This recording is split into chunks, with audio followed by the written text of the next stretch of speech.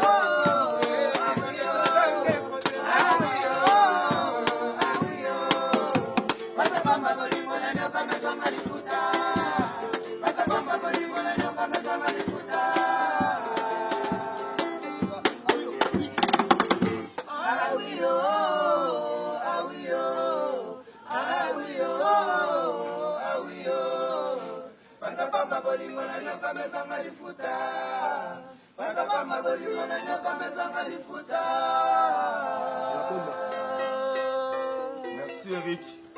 PDG Manjekoko. Merci Eric. Ma gloire Mbinga Mobali. Marie Tumba.